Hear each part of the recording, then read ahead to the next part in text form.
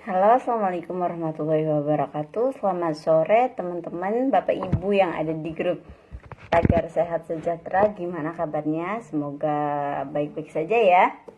Semoga dalam keadaan yang baik-baik saja. Assalamualaikum warahmatullahi wabarakatuh. Perkenalkan, saya Emi Nur Paiko. Dan pada kesempatan sore hari ini saya akan membaca buku ya, bedah buku yang berjudul No Excuse ya. No Excuse ini penulis lokal ya. Kalau yang Bapak Abe bedah itu karangannya Covey itu penulis luar negeri, ini penulis Indonesia ya. Ini suaminya penulis terkenal Asma Nadia ya. Nah, di sini menarik sekali karena di sini no excuse, orang gagal mencari alasan untuk berhenti ya, dan orang sukses berhenti mencari-cari alasan. Sebuah buku yang akan memblok semua pikiran negatif yang menghalangimu mencapai impian.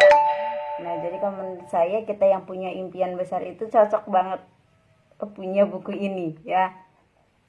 Nah, oke, baik ya, kita langsung saja. Nah, teman-teman ya, apakah Anda mempunyai apa yang dibutuhkan untuk menjadi orang besar? Nah, terus apakah Anda mempunyai apa yang dibutuhkan untuk menjadi orang yang luar biasa? Apakah Anda mempunyai apa yang dibutuhkan untuk menjadi orang yang sangat sukses ya? Bukan hanya sekedar sukses.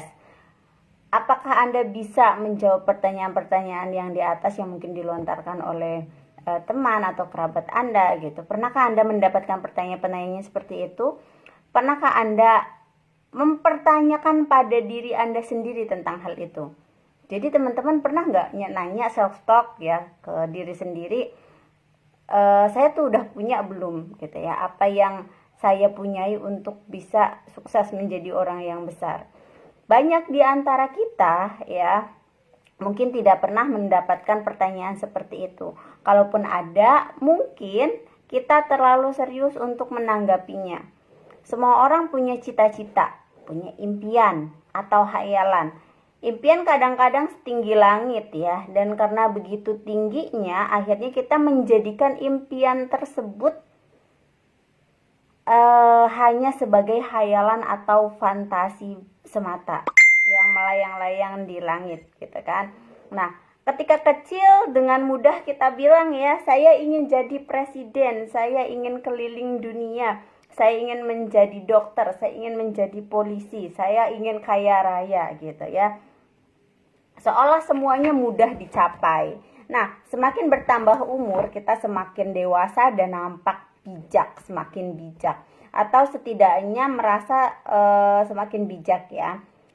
Lalu dengan mudah kita memberi petuah pada orang lain atau diri sendiri ya. Ketika ada yang ngajak, pengen gak sukses, punya kehidupan yang sukses, makmur dan merdeka, bisa punya penghasilan pengganti gaji, kumpul dengan keluarga, bisa menjalani peran-peran kita sebagai orang tua untuk anak kita, sebagai anak untuk ibu kita. Kadang ada yang beberapa yang berpikir kayak gini, realistis aja gitu ya, jangan mimpi muluk-muluk gitu ya. Ketika kita ditawarin untuk sukses gitu ya, banyak sekali yang menjawab realistis saja, jangan mimpi muluk-muluk ya, ambil saja yang sudah ada, atau sudahlah mimpi jangan tinggi-tinggi, nanti kalau jatuh sakit gitu kan. Nah, ini nih yang sangat sering kali ditemukan ya. Bersyukur saja dengan pekerjaan sekarang, walaupun gajinya kecil atau walaupun terpisah dengan keluarga, masih lebih baik daripada nganggur. Atau mungkin yang penting gajinya lancar gitu ya, majikannya baik ya, enggak, ya udah, itu udah cukup gitu. Padahal ya masih banyak yang di diri Anda itu bisa digali ya, seperti itu. Padahal ketika kita ngomong bersyukur aja dengan apa yang udah kita dapatkan sekarang gitu kan, seperti itu. atau mungkin terpisah dengan keluarga hanya demi sebuah nafkah, itu padahal nyesek ya, dalam batinnya nyesek gitu, karena terpisah dengan orang yang kita cintai. Nah selanjutnya, jangan berpikir yang jauh-jauh, cari makan aja susah gitu kan. Ketika ditawarin bisnis, banyak sekali yang ngomong, udahlah nggak usah macem-macem gitu ya, nggak usah macem-macem, satu macem aja gitu ya, ini itu bla bla bla dan lain sebagainya. Nah pertanyaannya, apakah benar itu bentuk kedewasaan ya, ataukah kita menunjukkan kita sudah menyerah, kita sudah kalah pada ya nasib. Jadi buat teman-teman yang ketika ditawarin usaha ini ngomongnya bersyukur aja gitu ya dengan pekerjaan yang sekarang, majikannya baik, gajinya lancar. Coba deh self talk ke diri Anda sendiri. Apakah benar itu bentuk kedewasaan, ataukah kita menunjukkan kita udah nyerah nih dengan nasib? Ya udah, nasib saya jadi TKW, jadi perantau di luar negeri, ya udah gitu ya, pasrah aja. Dan tidak merasa bisa mendapatkan yang lebih baik. Padahal kalau misalkan kita mau menggali potensi yang ada di diri kita, ya, itu kita bisa dapetin yang lebih baik. Seperti itu. Nah, terus juga apakah itu benar bentuk syukur? Apakah itu merupakan bentuk syukur, teman-teman ya? Atau ini justru bentuk penghinaan atas anugerah yang diberikan Tuhan, tapi tidak kita gunakan semaksimal mungkin. Ya, Allah tuh memberikan rezeki kita lebih misalkan, tetapi karena kitanya. Jadi seperti itu, teman-teman ya.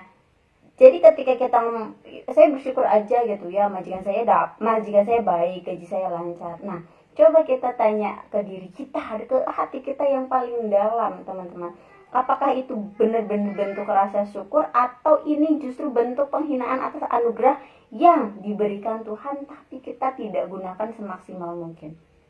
Nah, seolah-olah seluruh anugerah yang diberikan hanya cukup untuk mencapai level nasib yang biasa-biasa aja gitu. Padahal mungkin ketika Anda mau berusaha, ketika Anda mau bergerak, ketika Anda mau bertindak, Allah akan memberikan nasib yang jauh-jauh lebih baik kepada Anda. Nah, jadi ketika kita ngomong bersyukur dengan gaji yang udah didapatkan, majikannya baik, saya udah punya aset, udah punya kebun, udah punya ini, bla bla bla dan lain sebagainya. Coba deh self talk ke diri Anda sendiri ya. Tanya ke diri Anda sendiri, itu apakah bentuk syukur atau penghinaan atas anugerah yang diberikan Tuhan? Gitu.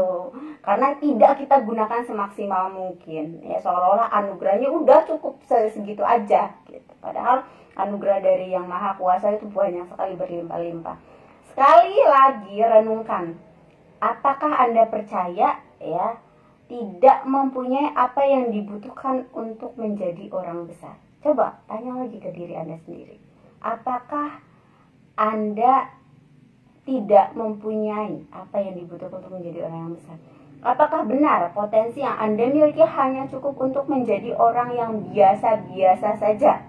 Jika benar, jika belajar, maksud saya jika belajar dari orang-orang pada buku ini, ya, pada buku ini, nah Anda akan menyadari bahwa Anda mempunyai segala hal yang dibutuhkan menjadi orang yang besar. Ya, nah itu kata pembukanya aja tuh, udah ngena banget kan ke kita gitu ya. Kata pembukanya aja udah ngena banget, ternyata iya ya ketika saya ngomong, mungkin rezeki saya sudah diatur segini. Wah, itu kita sebenarnya sudah mendahului yang di atas. Kita tidak bersyukur dengan anugerah yang mungkin diberikan oleh yang di atas, tapi yang lebih. Seperti itu ya, udah ngena banget ya pembukaannya aja. Nah, excuse atau alasan adalah senjata ampuh untuk menerima kegagalan. Nah, percaya atau tidak, hambatan terbesar untuk mencapai puncak kesuksesan adalah diri sendiri. Betul? Sudah ngomong dengan diri Anda sendiri bahwa hambatan terbesar untuk mencapai puncak kesuksesan adalah diri kita sendiri. Senjata paling ampuh yang paling banyak kita gunakan untuk melegalisasi berbagai jenis kegagalan adalah excuse atau alasan atau dalih pembenaran.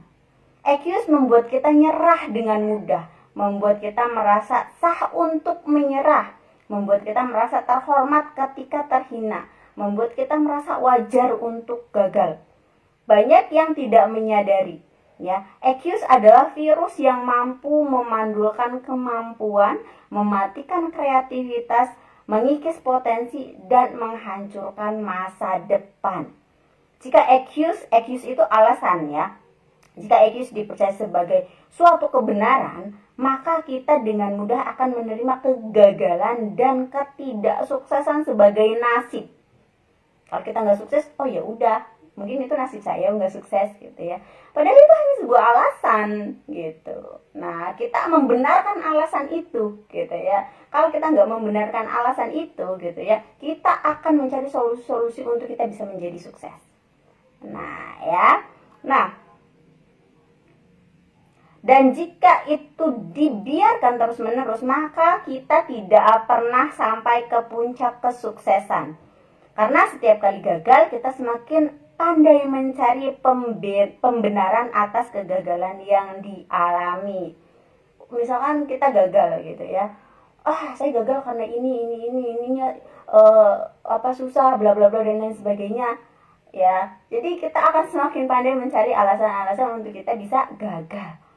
Ya. Nah, pada lembaran-lembaran berikutnya ya, kita bisa melihat kisah orang-orang sukses yang luar biasa. Mereka berhasil mencapai kesuksesan ya, karena berhasil menaklukkan segala hal yang sebenarnya bisa mereka jadikan excuse atau alasan untuk gagal. Semua orang sukses dalam buku Excuse ini ya untuk gagal, tapi mereka memilih mengabaikannya. Nah, semua orang yang sukses dalam buku ini mempunyai alasan untuk gagal, tapi mereka memilih untuk mengabaikannya. Mereka memilih untuk melakukannya. Mereka memilih untuk tidak gagal dan mencapai puncak kesuksesan. Setelah membaca kisah-kisah mereka, kita akan melihat sendiri bahwa sebenarnya tidak ada alasan kita untuk tidak sukses. Karena semua orang sukses ya pada buku ini juga mempunyai alasan yang sebagian atau seluruhnya sama dengan kita. Hanya saja mereka memilih untuk menaklukkan semua hambatan, kesulitan, kekurangan, dan tantangan yang ada, bukan menjadikannya sebagai alasan. Ya, oke, itu saja. Nanti kita ada part selanjutnya ya, nanti malam kita lanjut. Sukses selalu ya. Assalamualaikum warahmatullahi wabarakatuh. Bye bye.